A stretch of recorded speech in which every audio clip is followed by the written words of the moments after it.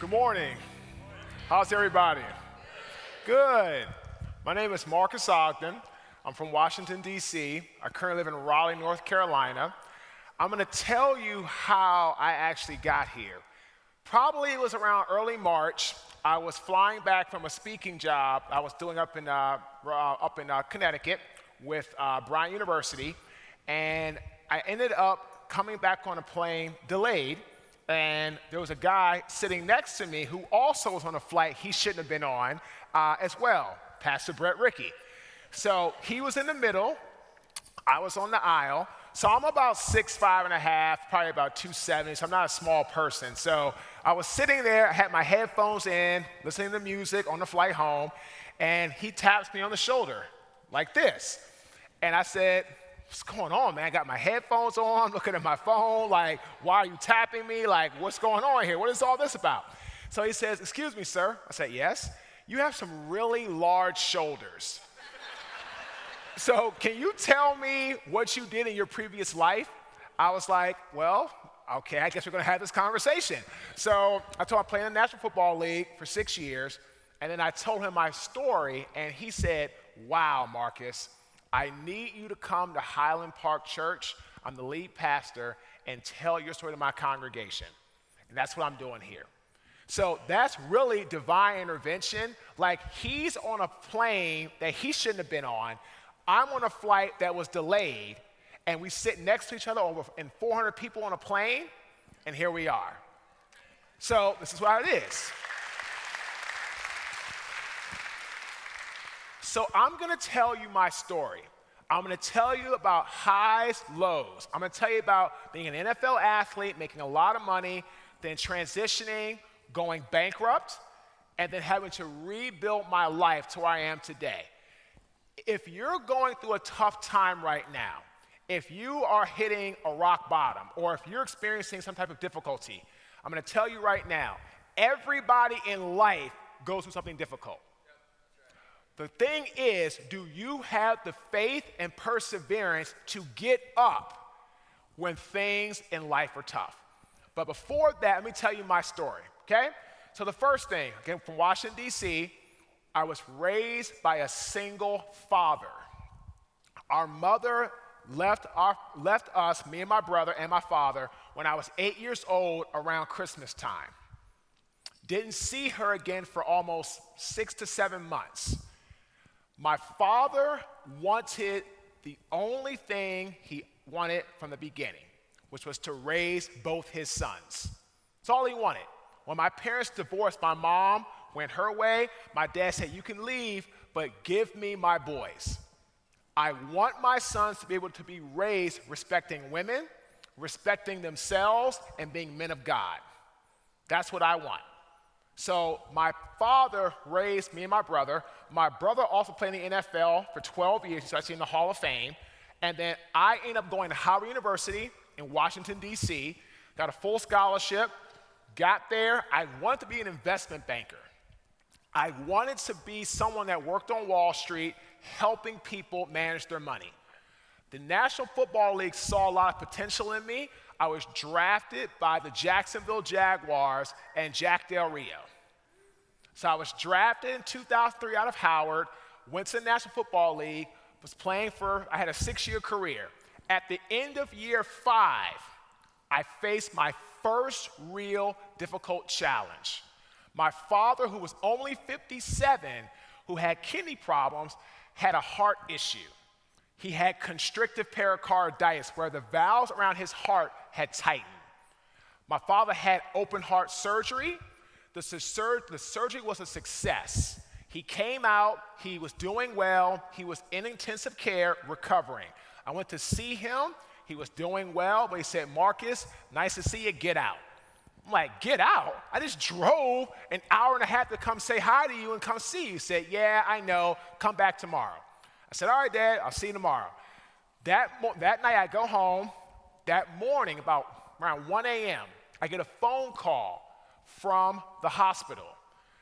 "Marques, your father is going into cardiac arrest. We don't know what's going on. If you can get here now."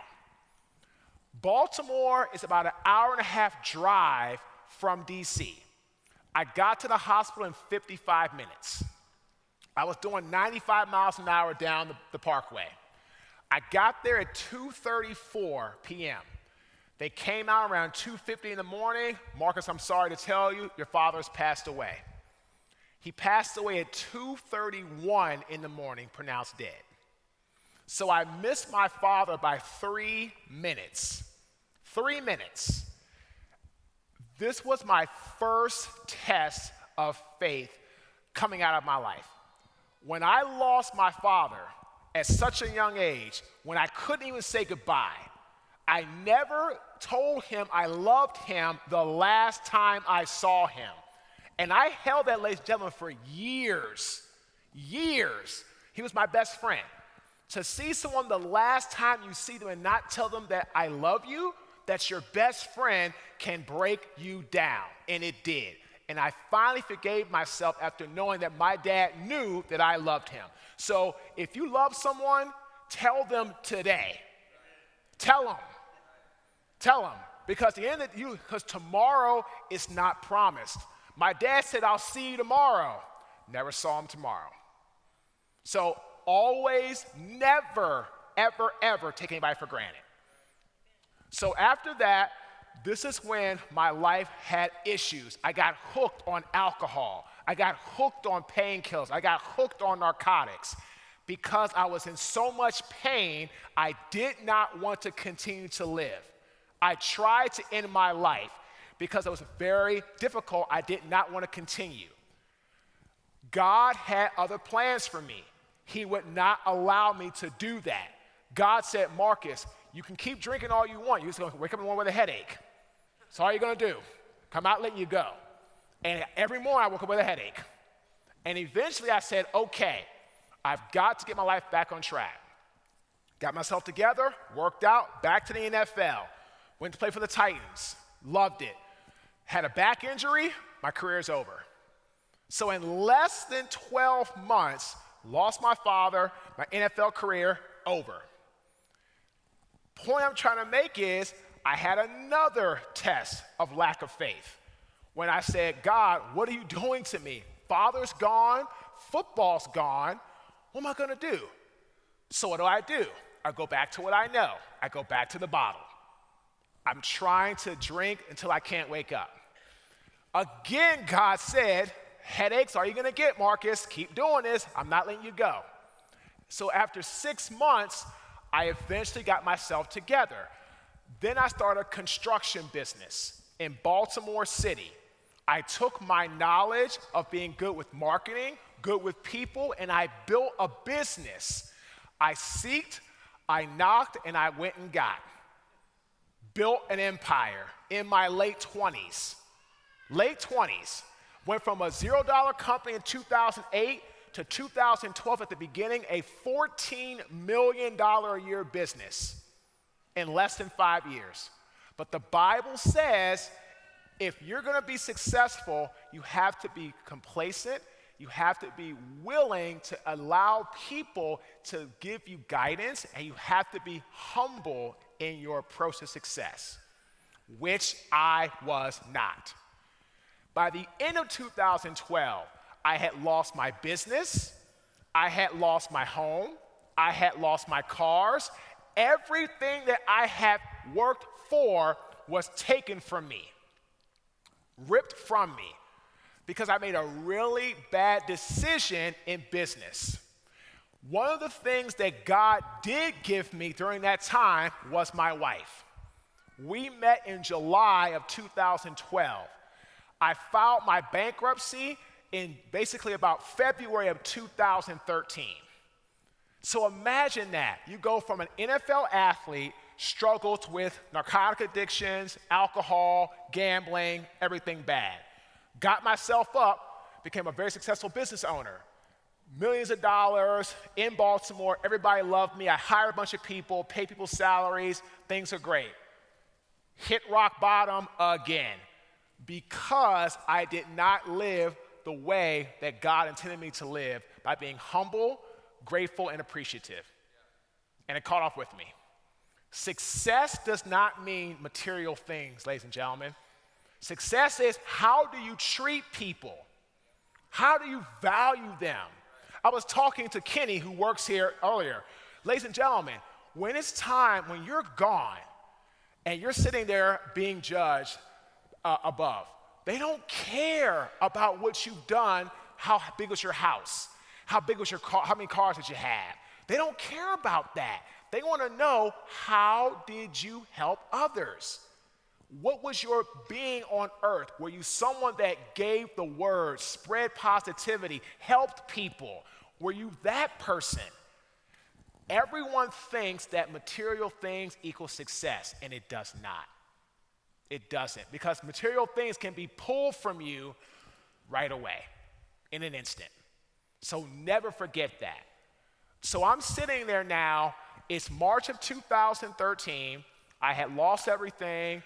I moved from Baltimore to North Carolina. I'm down in North Carolina. I had a job with Merrill Lynch. But here's the problem. I didn't get the job in time to make pay for that month. So when I moved to North Carolina, I was 1 week away from being homeless. 1 week. Imagine that. What is your rock bottom? What is your down and out point? Well, mine was literally being almost homeless at that time. It got worse a few months later. But at that time, that was my bottom, about to be homeless. By God's grace, the National Football League helped me get myself together, and they gave me a trust fund and paid some bills directly so I could get myself back to where I needed to be. So that was God's grace given to me to help me have the chance to get my life back. Like I told Pastor Ricky, God will give you grace if you're willing to be in a position to accept it. I accepted it, but he said, okay, Marques, now I'm going to give you this grace. Now what are you going to do with it? Are you going to come over here and work? Or are you going to stay right over here and blame everybody like you did before? Because my grace will run out in 4 months. That's all you got. You got 4 months, big guy. That's it. 4 months. So I was over here. I was at Merrill Lynch working hard. Problem was, guys, you know it. If you're in college, you've done something, you get out of school for a while, you forget it. My mind was not into finance anymore. So what happens? I get fired. Got fired from Merrill Lynch. The next day, went to a construction company, got a job. They hired me, gave me a company truck, phone, gave me my first week's pay up front. Here I am. I told my wife, we're back, here we go. That next Thursday, I'm fired. I'm fired 2 times in a week. Can you imagine that? Can you imagine coming home and telling your spouse you've been fired not once, but twice in a week? You know how bad, you can laugh, it's okay. You know how bad that is? Like, once is enough, and then twice in a week. So then what I do, I took a job training kids how to play football because I knew it. I enjoyed it. I love giving back. So I was giving value, getting paid for it. Problem is, football season was upon me. So my clients were back to football, so I didn't have enough people coming through for business. So what do? One of my clients owned a business. She said, Marques, looking for help. If you know anybody wants a job, let me know. I said, well, what is a job? It's a janitor. How much does it pay? $8 an hour. I'll take it. I'll take it. I worked as a janitor, ladies and gentlemen, making $8.25 an hour on the graveyard shift. I had 80,000 plus people cheering for me in a stadium. Fell to become an alcoholic after I got kicked out, well, after I had an injury. Rose to be a business owner, millions of dollars, doing things great. I got arrogant, I got egotistical, you couldn't tell me anything.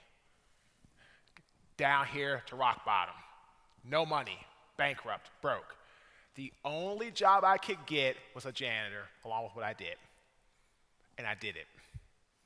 I did the job because when you are doing something to feed your family, you'll take anything. You'll take anything. People who tell me I can't find a job, Marques. I can't do anything, Marques. Nobody's going to hire me, Marques. Do you know anything about that? Really? Really?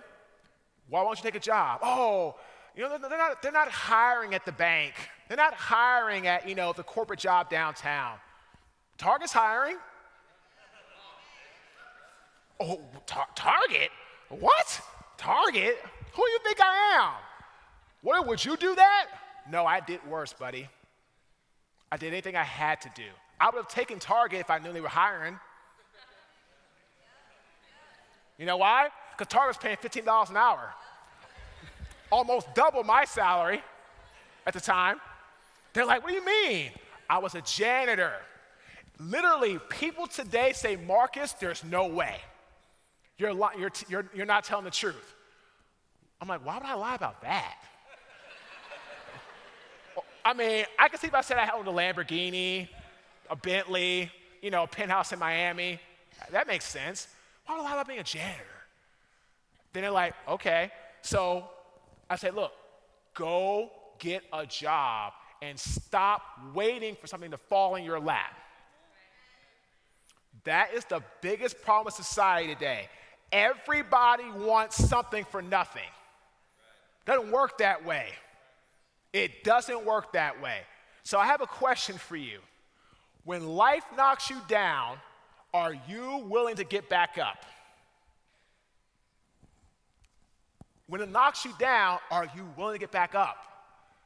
So after I got knocked down, took the job, I worked hard.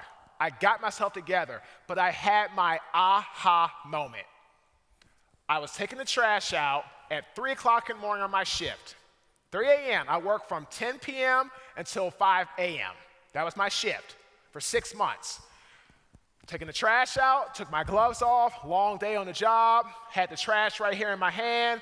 I was going to throw it into the dump, but nobody told me because nobody was out there with me, there was a rip on the other side of the bag. So I went to throw the trash came out, and all the trash came right back, ricocheted on my body. Spoiled milk, rotten food, drenched my body. That was my rock bottom moment. It got no worse than that, and it could smell no worse than that either. Okay? So imagine that. So then I get in my truck, I go home and say, what am I going to do? What am I going to do? What I'm going to do is I'm going to figure out a way to turn my life into a vehicle to help others. So maybe I'll be a counselor. Maybe I'll be a mentor. I chose a speaker. Okay, speaker. I don't know. So I said, all right, Marques, what are we going to talk about? And this is what I tell people all the time. One of the biggest things I say is if your past or your past days are your best days, you're not living for now and into the future. You have to be present in the moment. I was always focusing on a football player. And that's why, ladies and gentlemen, for 30 straight months, I didn't get one paid speaking job. Because every time I approached someone, it was about, well, I'm a former football player. I can help your company because of that. They were like, really? Nobody here plays football. All right, good call. So how about this? So then once I learned that you have to give people value, and like God always says, give value to help others, and life will give you rewards. That's what it's about. So look at people who are successful. They give great value. They don't focus on the dollar. Again, material things is not going to be the long haul. You need it, but it's not the driving force principle.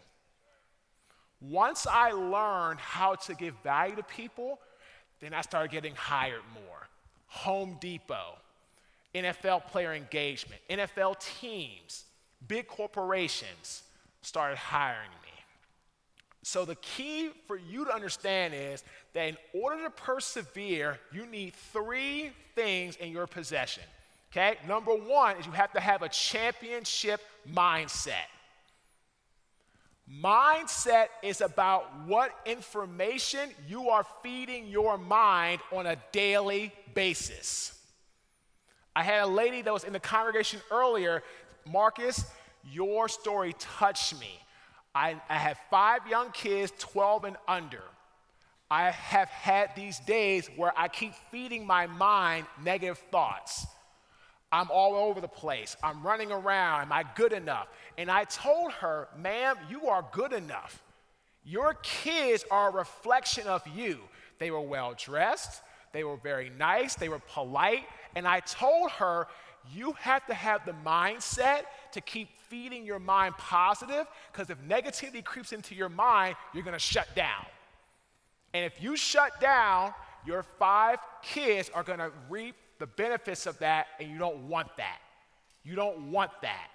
So she said, you helped me, Marques, so much because you just told me my mindset is to keep going. Keep going.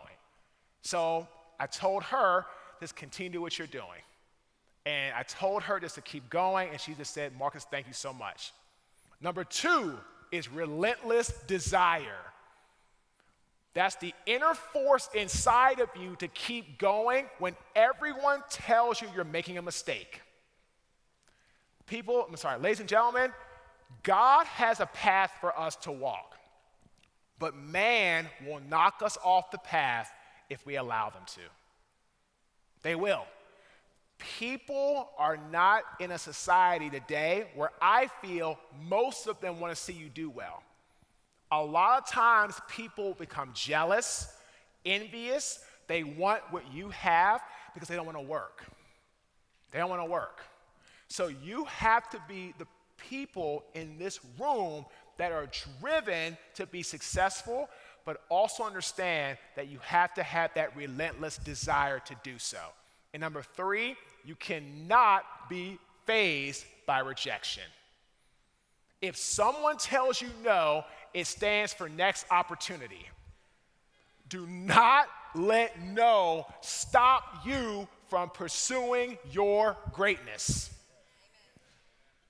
If I took no as a way to stop, I would not be here today. So, again, successful people are not better than anybody.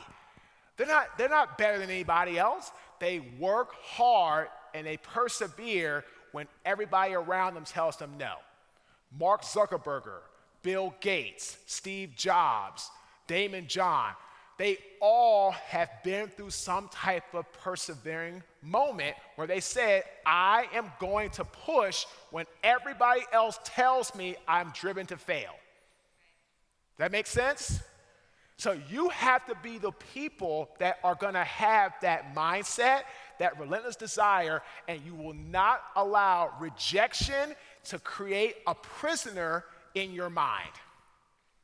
Because that's all fear is. It's when we allow our mind to stay in a prison to not go for what we want. That's what it is. So you have to be cognizant of that. So here is a quote I'm going to give you from the Bible that I believe will help you when it comes to faith. Romans chapter 8, verse 28 through 31. And we know that all things work together for good to those who love God, to those who are the called according to his purpose. What then shall we say to these things? If God is for us, who can be against us? That, I'm going to tell you right now, that one sentence might be my entire favorite in the Bible. When God is for us, who can be against us? If God's on our side and the whole world is not, we will still win.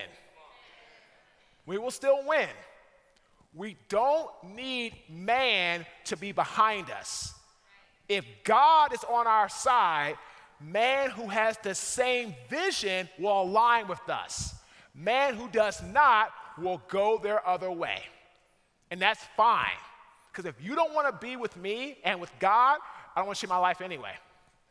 I don't want to share my wife has helped me through so many times in my life, and God gave her to me because he knew how hard-headed I was. He knew how much it was going to be to get me to get myself together. So he gave me the perfect partner to help me get where I need to be. So understand, ladies and gentlemen, when God is for us, yeah, good job, man. Lean a little closer. There you go. So when God is for us, no one can be against us. Doesn't matter. So that's faith, okay? Now, a perseverance quote. Proverbs chapter 3, verse 5 through 6. Trust in the Lord with all your heart, and lean not on your own understanding. In all your ways acknowledge him, and he shall direct your path. I said this earlier, ladies and gentlemen. God has a path for us. Man will try to pull us off that path. Jealousy, envy, wrath.